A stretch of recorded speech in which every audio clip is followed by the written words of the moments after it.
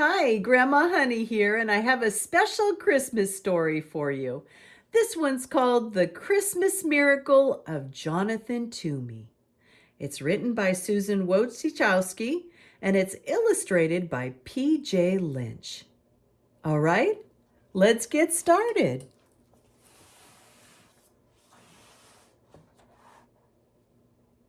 The village children called him Mr. Gloomy.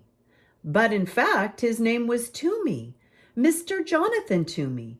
And though it's not kind to call people names, this one fit quite well. For Jonathan Toomey seldom smiled and never laughed. He went about mumbling and grumbling, muttering and sputtering, grumping and griping. He complained that the church bells rang too often, that the birds sang too shrilly, and that the children played too loudly.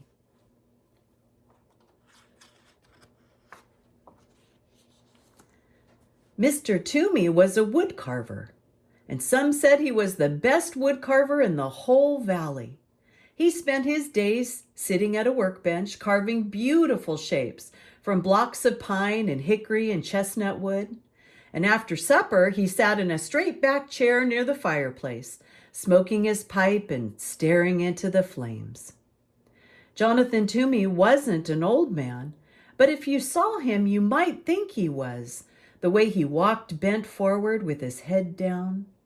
You wouldn't notice his eyes, the clear blue of an August sky.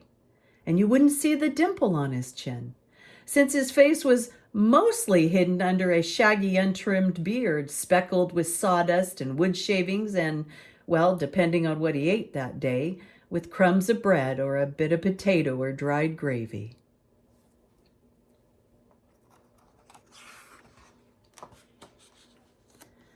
The village people didn't know it, but there was a reason for his gloom, a reason for his grumbling, and a reason why he walked hunched over as if carrying a great weight on his shoulders. Some years earlier, when Jonathan Toomey was young and full of life and full of love, his wife and baby had become very sick. And because those were the days before hospitals and medicines and skilled doctors, his wife and baby died 3 days apart from each other. So Jonathan Toomey had packed up his belongings into a wagon and traveled till his tears stopped. He settled into a tiny house at the edge of a village to do his wood carving.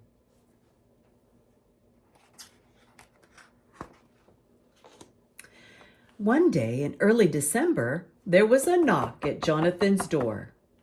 Mumbling and grumbling, he went to answer it, and there stood a woman and a young boy. I'm the widow McDowell. I'm new in your village. This is my son, Thomas, the woman said. I'm 7, and I know how to whistle, said Thomas. Whistling is pish-posh, said the woodcarver gruffly.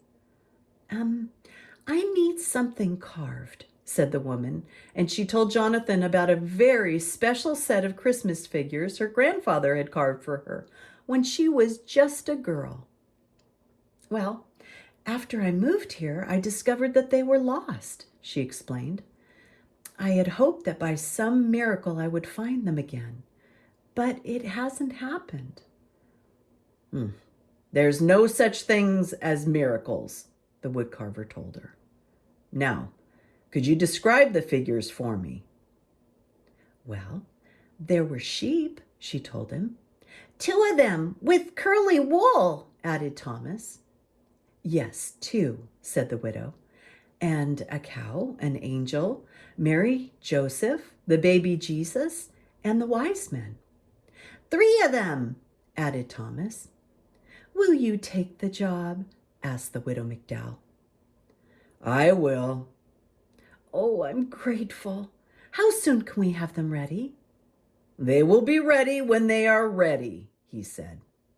Oh, but I must have them by Christmas. They mean very much to me.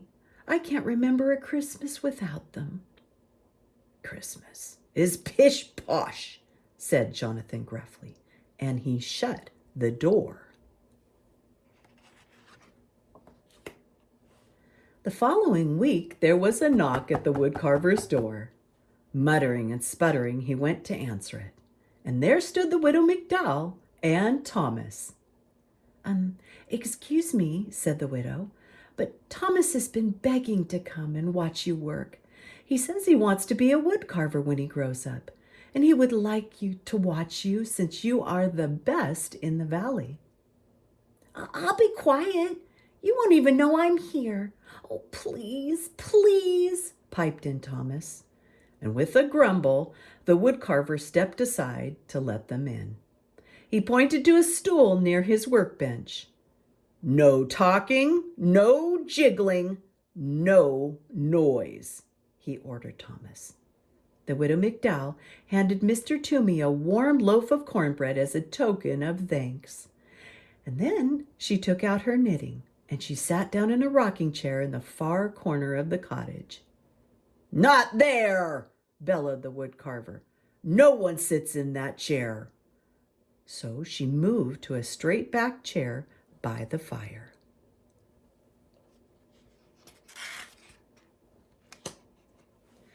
Thomas sat very still, and once when he needed to sneeze, he pressed a finger under his nose to hold it back. And once when he wanted desperately to scratch his leg, he counted to 20 to keep his mind off the itch. And after a very long time, Thomas cleared his throat and whispered, Mr. Toomey, may I ask you a question? The woodcarver glared at Thomas, then shrugged his shoulders and grunted. Thomas decided it meant yes, so he went on.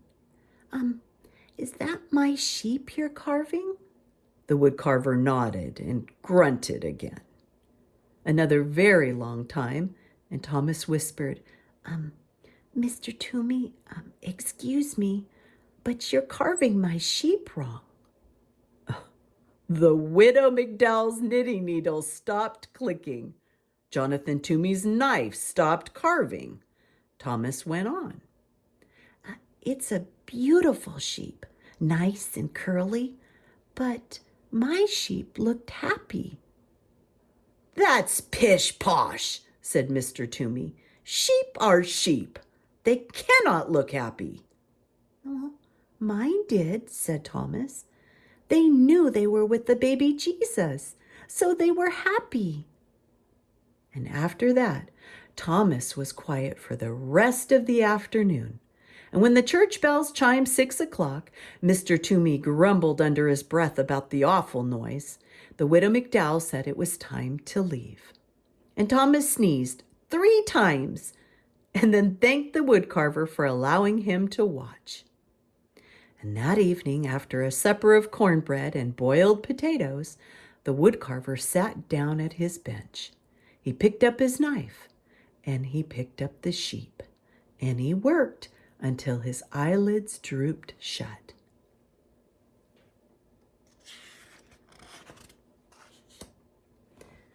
A few days later, there was a knock at the woodcarver's door. Griping and grumbling, he went to answer it. And there stood the widow and her son. May I watch again? I will be quiet, said Thomas. He settled himself on the stool very quietly, while his mother laid a basket of sweet-smelling raisin buns on the table. The teapot is warm, Mr. Toomey said gruffly, his head bent over his work. And while Mr. Toomey carved, the widow McDowell poured tea. She touched the woodcarver gently on the shoulder and placed a cup of tea and a bun next to him. He pretended not to notice, but soon both the plate and the cup were empty. Thomas tried to eat the bun his mother had given him as quietly as he could, but it's almost impossible to be 7 and eat a warm, sticky raisin bun without making various smacking, licking, and satisfied noises. And when Thomas had finished, he tried to sit quietly. And once he almost hiccuped, but he took a deep breath, held it till his face turned red. And once, without thinking, he began to swing his legs. But a glare from the woodcarver stopped him, and he kept them so still they fell asleep.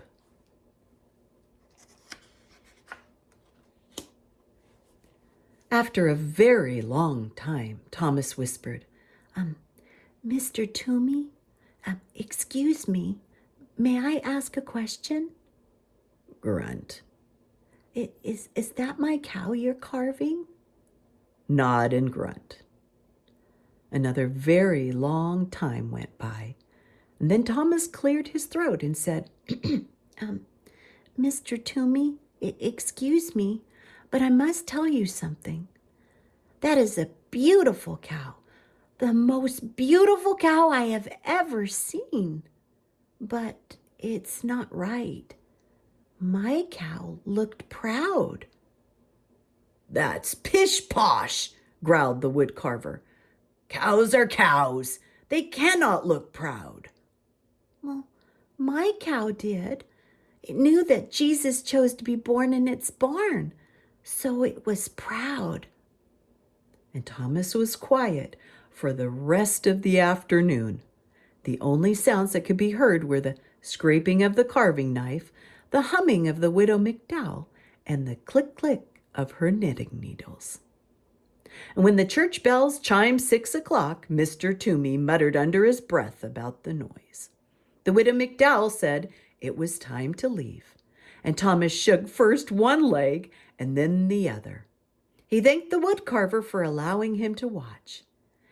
And that evening, after a supper of boiled potatoes and raisin buns, the woodcarver sat down at his bench. He picked up his carving knife, he picked up the cow, and he worked until his eyelids drooped shut.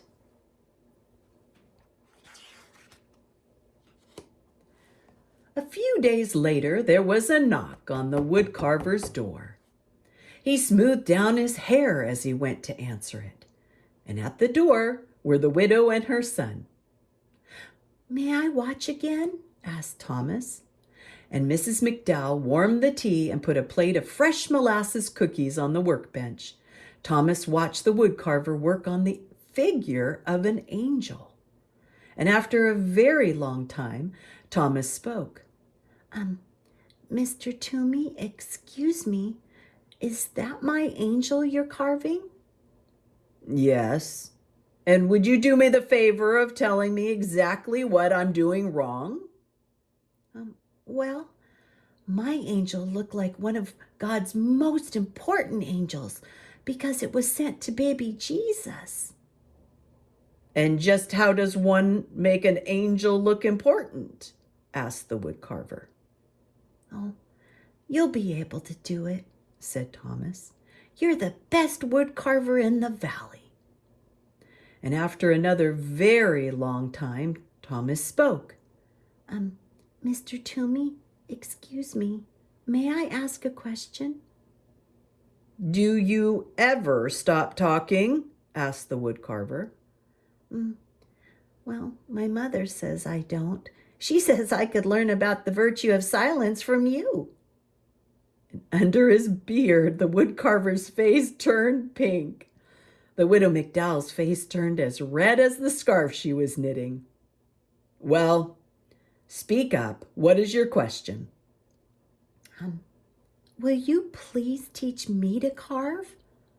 "I'm a very busy man," grumbled the woodcarver. But he put down the important angel. "You will carve a bird." "Oh, a robin, I hope," said Thomas. "I like robins." With a piece of charcoal, the woodcarver sketched a robin on a piece of brown paper. He handed Thomas a small block of pine and a knife. He showed him how to lop the corners from the block and slowly smooth the edges of the wood into curves. Thomas copied the woodcarver's strokes, head bent, tongue working from side to side of his lower lip as he concentrated. And when the church bells chimed 6 o'clock, Jonathan Toomey was holding Thomas's hand in his, guiding the knife along the edge of a wing. He didn't hear them ringing. The widow McDowell said it was time to leave. Thomas brushed the wood shavings from his shirt. Then he reached out and he brushed two especially large pieces of wood shavings from Jonathan Toomey's beard. He thanked the woodcarver for teaching him how to carve. Later, after a supper of boiled potatoes and molasses cookies, Jonathan Toomey went to his workbench. He thought for a long time. He sketched drawing after drawing, and finally he picked up his carving knife. He picked up the angel, and he carved until his eyelids drooped shut.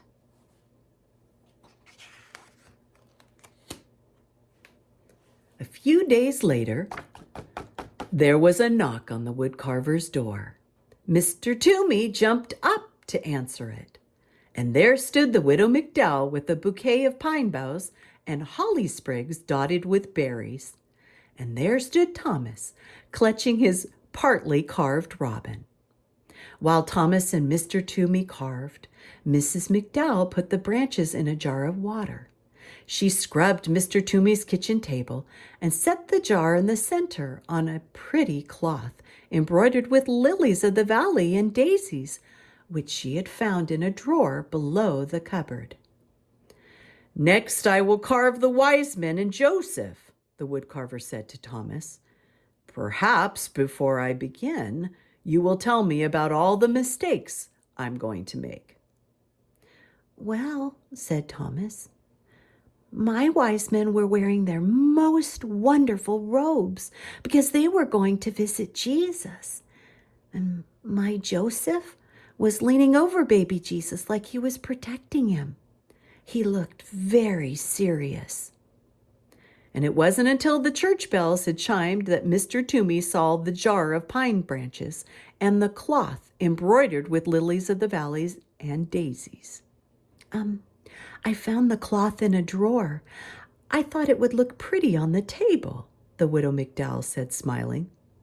"Never open that drawer," the woodcarver said harshly. And when the two had left, Jonathan folded the cloth and put it back in the drawer below the cupboard.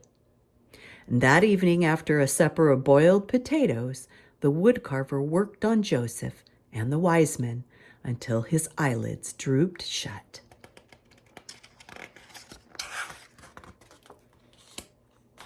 A few days later, there was a knock on the woodcarver's door. He dusted the crumbs from his beard and he brushed the sawdust from his shirt. At the door were the widow McDowell and Thomas. All afternoon, Thomas watched the woodcarver work, and when it was time to leave, Jonathan said to Thomas, "I'm about to begin the last two figures, Mary and the baby. Can you tell me how your figures looked?" "Well, they were the most special of all," said Thomas. "Jesus was smiling and reaching up to his mother, and Mary looked like she loved him very much." "Thank you, Thomas," said the woodcarver. Tomorrow is Christmas. Is there any chance the figures will be ready?" the widow McDowell asked. "They will be ready when they are ready." "I understand," said the widow, and she handed Jonathan two packages. "Merry Christmas," she said. Jonathan folded his arms across his chest. "I want no presents," he said harshly. "That is exactly why we are giving them," answered the widow, and she put them on the table and left. Jonathan sat down at the table, and slowly he opened the first package. Inside was a red scarf, hand-knit, warm and bright. He tied the scarf around his neck. The other parcel held a robin, crudely carved of pine. A smile twitched at the corners of Jonathan's mouth as he ran his fingers over the lopsided wings. He dusted the fireplace mantel with his sleeve and placed the robin exactly in the center so he could look at it from his chair.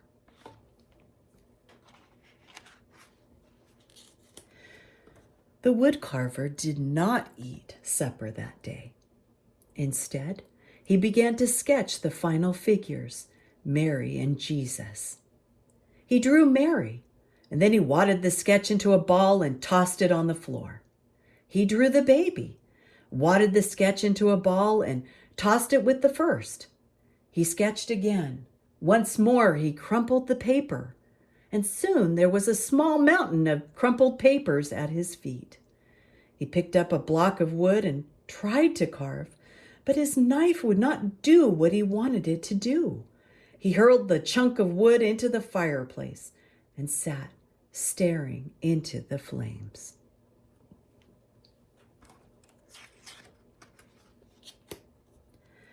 When he heard the church bells announcing the midnight Christmas service, he got up. Slowly, he opened the drawer beneath the cupboard, the drawer that he had told the widow never to open. And from it, he took the cloth embroidered with lilies of the valley and daisies. He took out a rough woolen shawl and a lace handkerchief. He took out a tiny white baby blanket and a little pair of blue socks. He placed each piece gently on the floor. And from the bottom of the drawer, he lifted out a picture frame, beautifully carved of deep brown chestnut wood. In the frame was a charcoal sketch of a woman sitting in a rocking chair, holding a baby. The baby's arms were reaching up, touching the woman's face. The woman was looking down at the baby, smiling. Jonathan sat in his rocking chair and held the picture against his chest. He rocked slowly, his eyes closed. 2 tears trailed into his beard. When he finally took the picture to his workbench and began to carve, his fingers worked quickly and surely. He carved through the night.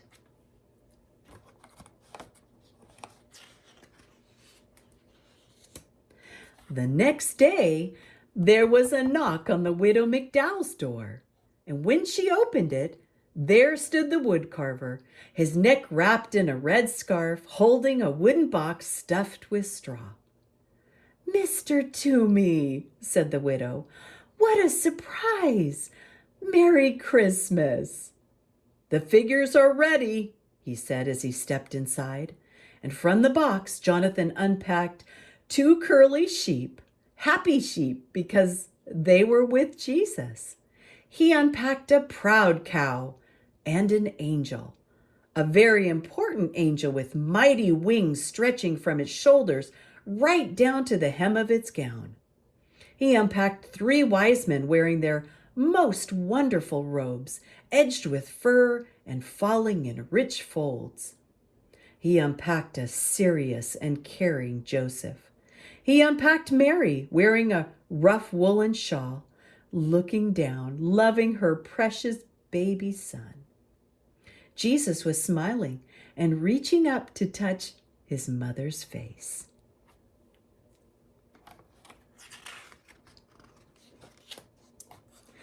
That day, Jonathan went to the Christmas service with the widow McDowell and Thomas.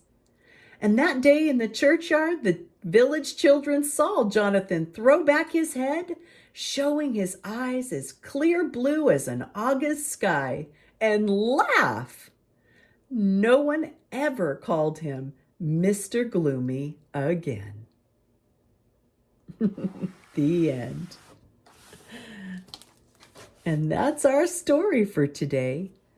The Christmas miracle of Jonathan Toomey. Bye-bye for now, and Merry Christmas.